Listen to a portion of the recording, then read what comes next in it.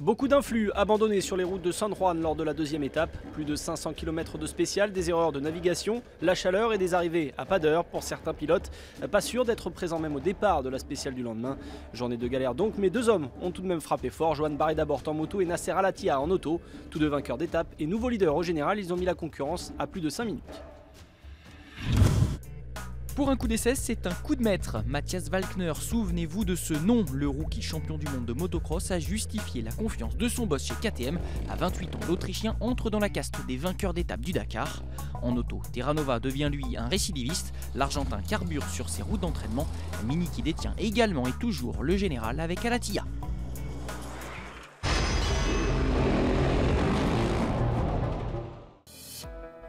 San Juan, Chilecito, la caravane va pouvoir souffler quelque peu. 300 km de spécial en moins par rapport à la veille.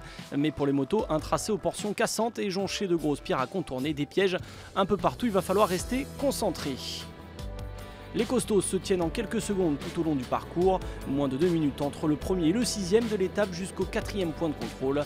Joan Barreda, premier à s'élancer, laisse le jeune Australien Toby Price prendre les commandes. Price, qui découvre le Dakar, signe finalement le quatrième temps, abandonnant au passage 1 minute à Barreda, qui limite lui la casse.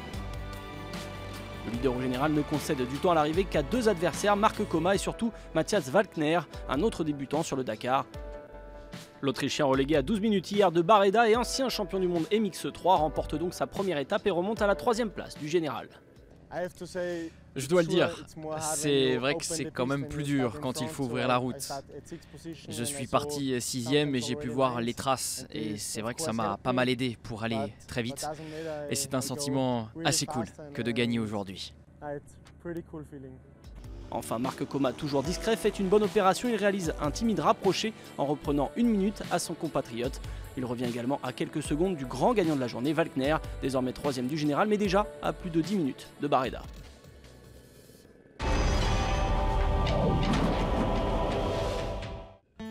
Le marathon de San Juan a bien servi de juge de paix. 34 équipages auto ont renoncé à prendre le départ de la 3e étape, laissant d'autres penser peut-être décompresser en déroulant les paysages de Far West du Piémont des Andes. Mais la soif de conquête du bien nommé Terranova a eu raison de cette paix des braves. Vainqueur sans savourer de l'étape inaugurale après une pénalité d'Al-Attiyah, l'Argentin n'a depuis de cesse de briller devant son public. Deuxième à mi-course, le pilote All For Racing va profiter de la longue descente vers Chilecito pour passer à l'attaque. Il boucle les 280 km de spécial en moins de 3 heures et a déjà remporté plus d'étapes dans cette édition que depuis le début de sa carrière. Leader au premier contrôle de passage, Giniel de Villiers doit finalement se contenter de la 2e place. Le Sud-Africain, encore accompagné d'un coéquipier sur le podium, le Saoudien Al-Rajhi. Surprise du chef et premier poireau au général, 5e. Un général toujours dominé par Nasser Al-Attiyah, mais le Qatari a pâti de devoir faire la trace. Il perd 4 minutes. Chez Mini, c'est mal vu. Chez Peugeot, ce retard est une belle perf. Carlos Sainz hisse la DKR 08 à une belle 4e place. Le voici également au pied du podium, au général.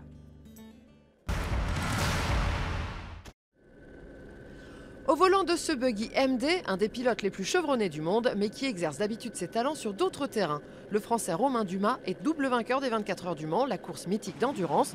Le voilà qui participe à son premier Dakar pour l'écurie du cœur mécénat chirurgie cardiaque. C'est tellement abstrait comparé à ce que je connais d'habitude. Quand on m'annonce par exemple un virage sinueux, moi dessus je demande qu'est-ce qu'on entend par sinueux, à combien de distance, à quel moment. Je pense que c'est bien de faire aujourd'hui, de ne pas faire d'erreur déjà, et puis petit à petit d'aller crescendo, on va dire. Actuellement, il pointe en 41e position du classement général, intercalé entre Robbie Gordon et Gerlin Chichrit. En moto, les deux favoris ont donc été pris en sandwich par deux néophytes. Walkner et Price sont confirmés sur les 220 km de secteur chronométré. Au général, Coma grappille 1 minute à Barreda. En auto, Terranova permet à Mini de poursuivre sa razzia sur les étapes. Les Peugeot pointent le bout de leur nez, Sainz 4e, Peter Hansel 7e. Direction Copiapó ce mercredi pour la 4e étape et entrée au Chili pour la caravane du Dakar. Plus de 900 km pour cette étape et un passage à 4800 mètres d'altitude. Les pistes minières du début de parcours laisseront place ensuite au sable du désert d'Atacama pour l'arrivée de la spéciale longue de 315 km. Attention, les 40 derniers kilomètres seront semés d'embûches avec notamment des franchissements dans les cuvettes géantes de Copiapó et pour certains, il fera déjà nuit.